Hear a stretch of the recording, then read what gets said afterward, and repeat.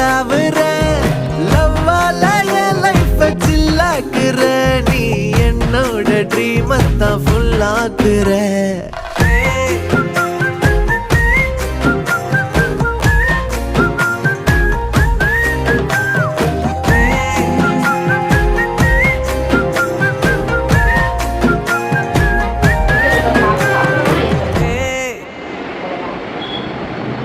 ஒரு ஹாஃப் மட்டும் பண்ணியிருக்கோம்.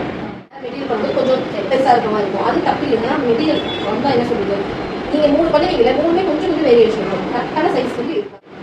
இது பண்ணும்போது உங்களுக்கு பிங்க் எதுவுமே வெளியே தெரியாது.